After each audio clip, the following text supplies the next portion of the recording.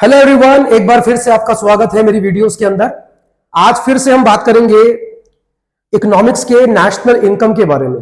आपको याद होगा कि मैंने जो लास्ट अपनी वीडियो को शूट किया था उसमें मैंने आपसे नेशनल इनकम के कैलकुलेशन के लिए जो हम 3 तरह के मेथड्स को यूज करते हैं, जिसको हम स्टडी करने वाले हैं, उनमें से पहले वाले के बारे में हमने कल बात करी थी, but due to some reason वो वीडियो हमारा कंप्लीटली शूट नहीं हो पाया था।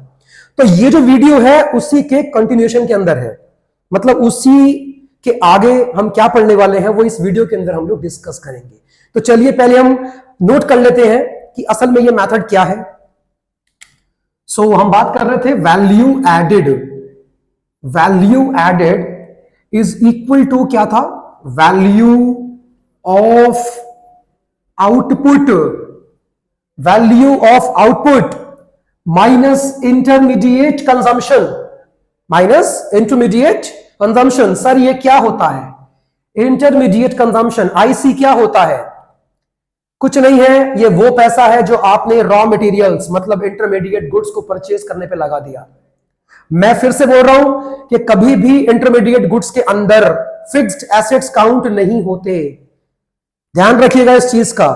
रॉ मटेरियल्स की अगर बात हो रही है तो अगर आपने उसको परचेज करने पर पैसा लगाया है तो that is your intermediate cost, वो और इंटरमीडिएट कंजम्पशन आप कह सकते हैं, एक ही बात है। सर आपने माइनस क्यों किया? पिछली वीडियो के अंदर डिस्कस किया था रीजन। माइनस क्यों करा?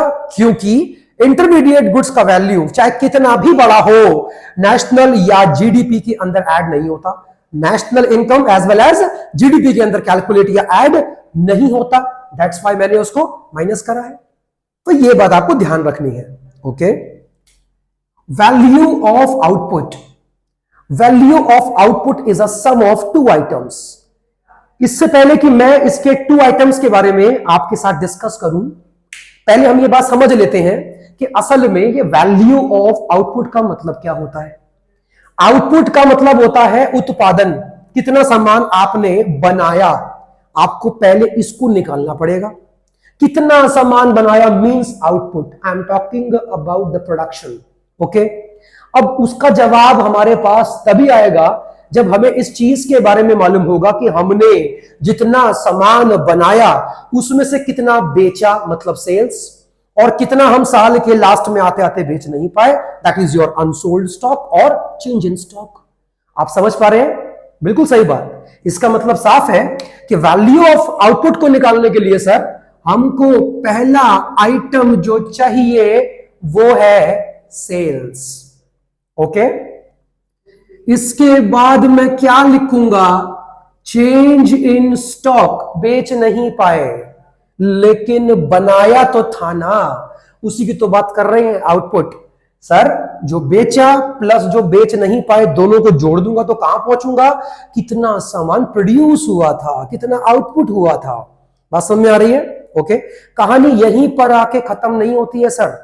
अब आपको एक और चीज का ध्यान देना है कि जो यहां पर जो मैंने सेल्स लिखा हुआ है, अगर आप देख पा रहे हैं जो मैंने यहां पर सेल्स लिखा हुआ है, ये सेल्स आपको एग्जाम के अंदर स्ट्रेट फॉरवर्ड दिया होगा तो बहुत अच्छी बात है, लेकिन अगर ये स्ट्रेट फॉरवर्ड नहीं दिया हो तो ध्यान रखिएगा इसके 2 हिस्से होते हैं। 2 हिस्से कौन कौन से होते हैं सर? देखो, आप सामान बेचते हो यार, सामान बेचते हो, सेल करते हो, तो क्या सिर्फ कंट्री के अंदर बेचोगे? नहीं सर, हम तो कंट्री के बाहर भी हम उसको सेल करेंगे। तो जो सामान आप देश के अंदर बेचते हो ना, उसका नाम होता है डोमेस्टिक सेल्स। डोमेस्टिक सेल्स कहते हैं सर उसको। और जो सामान आपने बाहर बेचा उसे हम कहते हैं एक्सपोर्ट्स। तो एक बात तो समझ में आ गई होगी कि सर डोमेस्टिक सेल्स और एक्सपोर्ट्स को अगर हम जोड़ देते हैं तो हम टोटल सेल्स पर पहुंच जाते हैं। अब एक बात जो आपको ध्यान रखनी है, सेल्स बोलूं या टोटल सेल्स बोलूं, बात एक ही है। एग्जाम में कंफ्यूज नहीं होना कि वीडियो के तो अंदर सर ने कहा था टोटल सेल, लेकिन यहां तो खाली सेल लिखा हुआ है। तो अगर सेल भी है तो वो टोटल सेल है। एक चीज जो इसमें आपको ध्यान देनी है वो क्या है? अगर आपको सेल दिया है, आपको डोमेस्टिक सेल्स भी दिया है, आपको एक्सपोर्ट्स भी दिया है, तो क्या करें सर? हम तीनों को ऐड करेंगे? नहीं, आपको सिर्फ सेल से मतलब है। अगर ये दी हुई है तो ये और ये चाहे हमें दी भी होगी तब भी हम इसको इंक्लूड नहीं कर सकते। क्लियर हुआ? ओके सर, मान लो कि हमें एग्जाम्स के अंदर सेल्स दिया हुआ है, डोमेस्टिक सेल्स भी दिया है, हाँ, लेकिन एक्सपोर्ट नहीं है, तब क्या करेंगे? तब भी आप डोमेस्टिक सेल को इंक्लूड नहीं कर सकते, क्योंकि हमको तो सेल्स ही चाहिए ना यार, और सेल हमारे पास है, तो हम डोमेस्टिक सेल्स का या एक्सपोर्ट्स का हम क्या करेंगे? क्लियर है सर? ओके। लेकिन अगर तुम्हें सेल्स नहीं दिया हुआ तो फिर डेफिनेटली आपको इन दोनों को ऐड करना पड़ेगा। अच्छा सर मान लो कि हमारे पास सेल्स नहीं है, हमारे पास एक्सपोर्ट्स भी नहीं है, हमारे पास खाली क्या है? डोमेस्टिक सेल्स है, तब क्या होगा?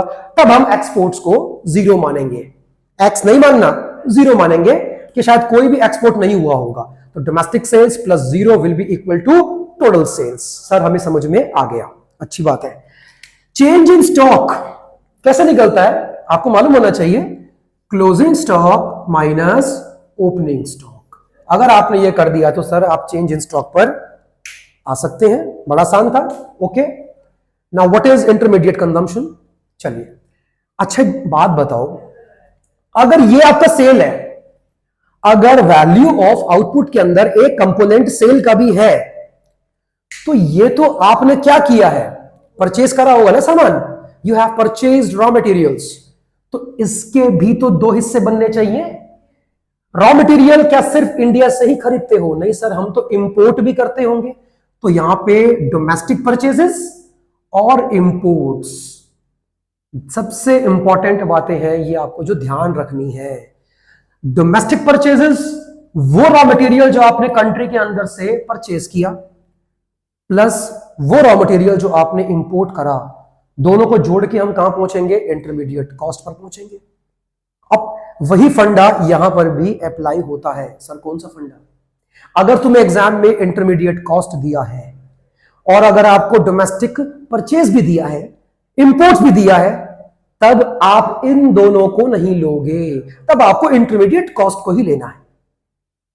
सर अगर मान लीजिए कि इंटरमीडिएट कॉस्ट का जिक्र नहीं किया हो, तब हमारे लिए डोमेस्टिक परचेजेस और इंपोर्ट्स दोनों काम के हैं। और अगर बाई चांस मान लीजिए कि इंपोर्ट नहीं दिया है आपको, तो आपको इंपोर्ट को जीरो मानना है, डोमेस्टिक परचेज में उसको ऐड करना है, जो आंसर आएगा वही हमारा होगा इंटरमीडिएट कंजम्पशन और कॉस्ट। तो उम्मीद करता हूं कि एटलीस्ट वैल्यू एडेड मेथड में हम क्या सीखते हैं वो आपको समझ में आया होगा। इन सारी बातों का ध्यान रखिए, कभी गलती नहीं होगी आपसे, ठीक है? ओके सर, ये हमें समझ में आ गया, तो फिर हम आगे बढ़ सकते हैं। चलिए